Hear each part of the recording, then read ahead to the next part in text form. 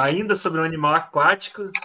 Davi, o que você pode nos contar sobre os ancestrais das focas? Então, né, esse foi um trabalho interessante, né, que eles queriam saber a respeito de como esses animais caçavam, né, se eles já tinham a característica que é comum dos pinípedes atuais, que é o uso dos bigodes, né, as vibriças, para perceber as presas na água. E aí eles tentaram aplicar uma técnica, né, a uma espécie que seria de uma linhagem bem basal do grupo dos pinípedes. Ele não era ainda um pinípede, né, ele era pré o grupo pinípede em si, mas já era um parente bem próximo. Como vocês podem ver na imagem, é um animal muito parecido com uma lontra. Isso é de se esperar, porque como o Pirula fala, quanto mais você volta na árvore filogenética, os animais vão ficando mais parecidos, e de fato os pinípedes, eles são parentes próximos dos mustelídeos, né? Passa aí uma imagem, que é essa imagem aí que vocês estão vendo, né? O grande grupo dos carnívoros, eles separado em caniformes e feliformes. Caniformes são os animais que estão mais aparentados com os cães, que são a linhagem que a gente usou para ser o exemplo, né? O modelo desse grupo. E feliformes são os animais mais parecidos com os gatos, né? Que são mais filogeneticamente próximos aos felinos. E como vocês podem ver, as focas, eles são, sim, caniformes, e outros caniformes também são os mustelídeos, que são os furões, as lontras, procionídeos, que são os guaxinins, coatis, entre outros. E esses animais, eles são meio parecidos, né? Tem o cão, na verdade, e os ursos, eles são mais diferentões, eles acabaram ficando com um plano corporal mais diferente, mas se você for olhar ali aqueles outros grupos mais à esquerda na imagem, eles realmente são um pouco parecidos.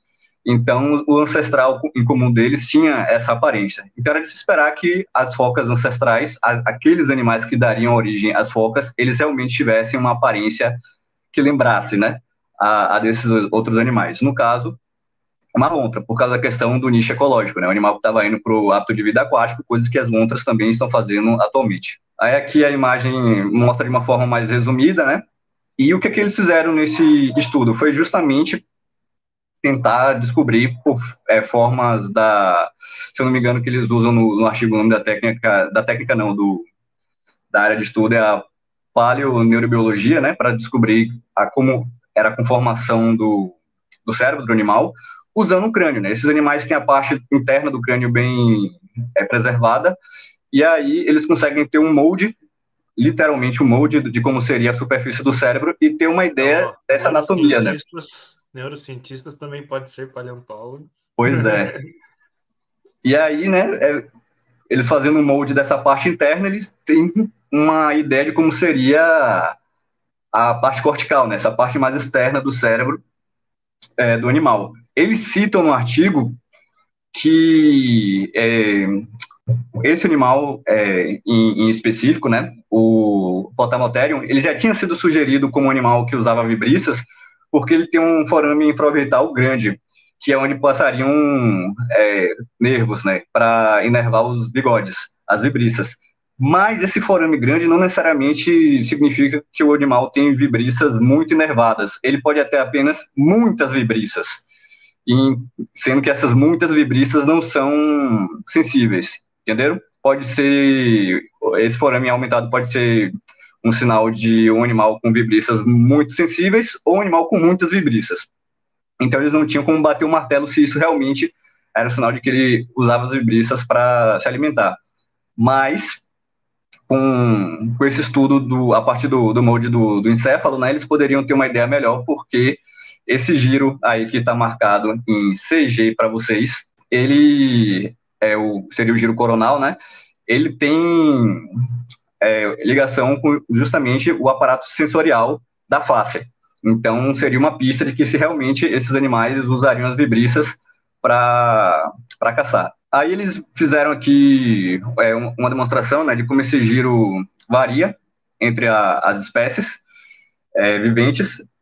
Vocês podem ver ali no gráfico uma coisa interessante, né, que inclusive eu vou abordar depois, ali na legenda, que eles separaram animais terrestres, que são os círculozinhos envoltos em amarelo, os animais de água doce, que são os círculos envoltos em verde, e os animais marinhos, que são círculos envoltos em azul, ok? E as bolinhas indicam se o animal é terrestre, no caso cinza, se ele é aquático, no caso azul. O vermelho indica que ele tem um tipo de forrageamento direcionado, orientado pela boca, né, que seria usando as vibriças. E o verde indica, a bolinha verde indica que ele tem um tipo de forrageamento direcionado com as mãos. Ele usa as mãozinhas para poder tatear e procurar. E a prova de conceito, né, da questão do giro coronal ser desenvolvido em animais que possuem as vibriças, está aqui. Eles mostram que, por exemplo, a lutra, que vocês podem ver ali, o penúltimo, de cima para baixo, né, que é a bolinha vermelha, ele tem o giro coronal bem desenvolvido, ele está ali pintado de rosa. E é um animal que usa as vibriças. Um outro exemplo ali, a gente pode citar o segundo lá em cima, a bolinha vermelha, que é o Sinogale, que é uma civeta, né? Na verdade, uma civeta que caça em rios. Ele também tem esse giro bem aumentado, e a gente sabe, por observação, que ele usa as vibriças. Então, eles usaram isso como um bom parâmetro. Uma coisa que eles encontraram, que eu vou deixar já aqui apontado, né, que se vocês perceberem, é que tirando a moça ali, que tem um giro enorme, gigantesco, vocês vão ver aí pintado de rosa, o outro animal que eles botaram ali, do gênero Otária, não tem um giro tão grande, né? Ela está em uma posição intermediária. Mas eu vou comentar isso depois. Como vocês podem ver, eu estava esperando para aparecer aqui na tela, enfim. O animal deles, o Potamotherium, ele apareceu ali com o quarto na imagem, né? Ele tem um giro bem desenvolvido. Ele é maior do que o da Pusa híspida, que é uma foca, e ele é parecido com o da Lutra, que é justamente a lontra, né? Que usa as vibriças. E então eles sugestionaram justamente que realmente esse animal tinha um aparato sensorial da face muito bem desenvolvido, pelo menos no que diz respeito à parte do cérebro que é correlacionada à codificação desses estímulos sensoriais, né? E aí, novamente, ele compara com espécies terrestres, como você pode ver, né? Os animais que estão ali com a mancha em bege claro, né? Eles realmente têm esse giro muito pouco desenvolvido, enquanto os animais marinhos, como os pinípedes e as lontras, que caçam em ambientes aquáticos também, têm esses giros aumentados. Então, eles acabaram corroborando isso. E o que eu achei interessante, eles comentam no artigo, eles chegaram a essa conclusão, né, que, de fato, essa capacidade dos pinípedes de sentir as presas com os bigodes é uma característica ancestral, que vem desde o começo do grupo, porque esse animal, o Potamotherium, ele nem pinípede era ainda. Ele era um grupo basal ali da linhagem que seria futuramente os pinípedes de fato. Então, essa capacidade não se desenvolveu nos pinípedes em si. Ela já era comum a esse grupo. Eles chegaram a essa conclusão, que é bem interessante e mostra uma mudança importante da ecologia dos animais de hábito de vista terrestre para aquático, né? Foi digamos assim, uma alteração determinante, porque ela não ocorreu apenas nesse grupo, que deveria dar esse original como os pinípedes, como também aconteceram em espécies de lontras que estão fazendo um caminho parecido, né? Vieram de ancestrais terrestres e estão ficando mais aquáticos. E o que eu achei interessante aqui, eles não comentam no artigo, né? Eu achei interessante e gostaria de pontuar, é que eles comentaram que o da lontra e o do próprio Potamotherium, esse giro coronal, ele é maior do que visto nas focas atuais. E eu fiquei imaginando por que poderia acontecer, né? Eu estava olhando esse gráfico aqui e eu percebi que os animais que têm o giro maior, eles estão dentro dos animais de hábitos de vida aquáticos dos cícloras, como vocês podem ver. Tanto a Lutra, que eles citam bastante no artigo, quanto o Sinogale, eles possuem hábitos de vida aquáticos dos cícloras. Eles botam outro ali também, né? O Pteronura também, ali no gráfico, que vocês podem ver. Está perto do Lutra. Lá embaixo, nos últimos quadradinhos, nos últimos círculozinhos vermelho, é o segundo, na última lista. E aí eu fiquei pensando, será que o ambiente do ciclo, ele acaba direcionando a evolução para esse tipo de aumento de capacidade sensorial, porque diferente do ambiente marinho, ele é menos claro. Na água do mar você consegue ter boa visibilidade. Muitos animais marinhos têm uma boa visão. Inclusive os pinípedes têm uma visão competente. Mas os animais de água doce, eles estão em uma água mais turva, né? Então, talvez neles as vibriças sejam ainda mais importantes. E por isso que a gente vê aqui nesse gráfico que os animais que estão grifados em verde, em freshwater, animais de água doce, possuem esses giros maiores do que, por exemplo, o Altaria, que é um animal marinho ali em cima, que seria um leão marinho, né? E não tem um giro tão desenvolvido. Eles não fizeram esse comentário no artigo e eu achei pertinente. E aí você pode comentar mais a amostra de água salgada, que tem boa visibilidade e tem um giro enorme. Só que eu não sei se vocês já viram uma amostra. Os olhos delas são posicionados mais lateralmente. É um animal que chega a ser até meio feio, né? Um olho de cada lado, assim. Até na imagem vocês conseguem ver isso, né? No desenho que tem aí.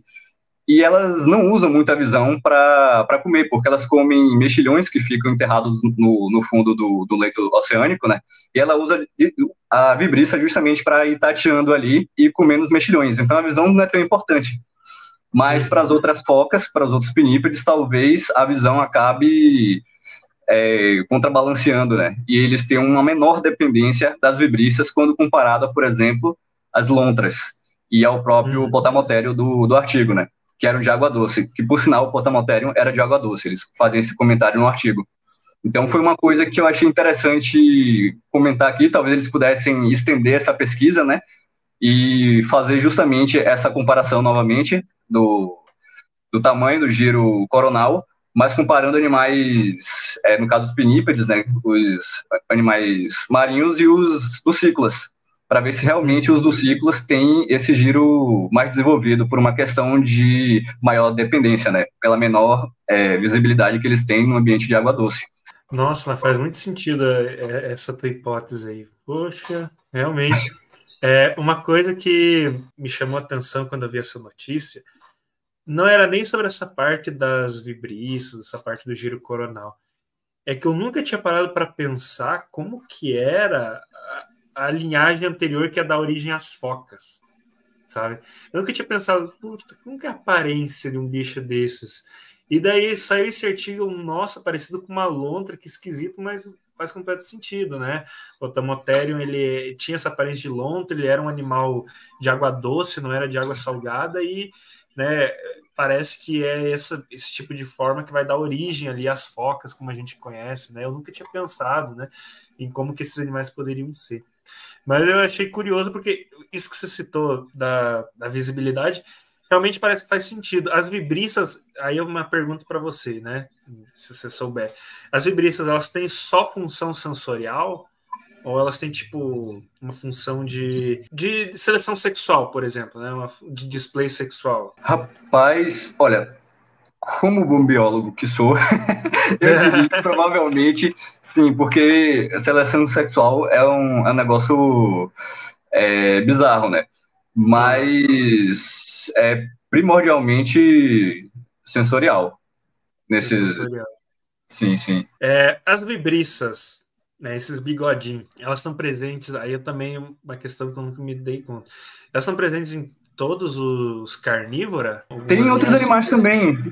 Na maioria dos carnívoros tem, sim, né? Gatos tem muita gente, inclusive, que já deve ter ouvido falar de gente que corta as vibriças do gato para deixar ele mais lerdo, porque tira um pouco da capacidade de se orientar, né? Ainda mais o animal que anda à noite, né?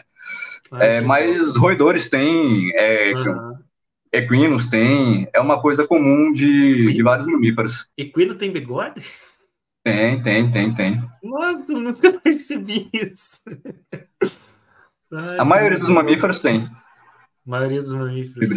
Inclusive, o Bruno e a Amanda fizeram o especial deles, né, sobre a origem e evolução dos mamíferos. Eles comentam, né, que várias espécies que a gente não conhece, os tecidos moles, elas já são, a partir de um certo ponto, elas já são representadas na paleoarte com vibriças. Se você for olhar, tem vários animais sinapsídeos antigos que já têm vibriças, né? Porque o pessoal gera justamente por parcimônia. Acredita que àquela altura eles já pudessem ter esse tipo de aparato sensorial. Ah, que maneiro. Ah, sobre essa notícia, gente, essa notícia é muito legal aí, então talvez aí para quem tinha dúvidas de como se pareciam as primeiras focas, as primeiras coisas, né, primeiras mortes, etc, né, elas tinham essa aparência meio de lontra.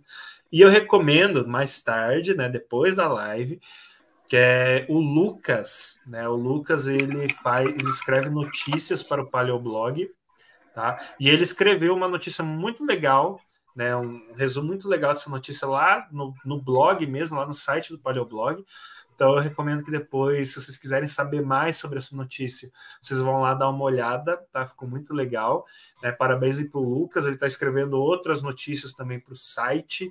Né? Então, eventualmente a gente vai lançar algumas publicações também no site do Paleoblog, né? Então dei umas procuradas lá. Até os rapazes garbosos da live têm bigode. Só que o nosso não é. Os nossos bigodes não são sensoriais. Ou são, não sei. Eu não uso para isso. Não uso com essa ideia em mente, mas deve ser, né?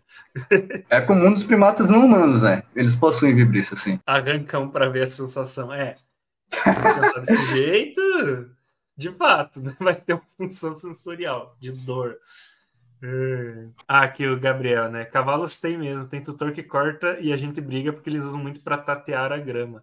Ah, interessante, eu não sabia disso. Né? Vivendo e aprendendo, né? Então, vibrissos estão presentes em quase todos os mamíferos.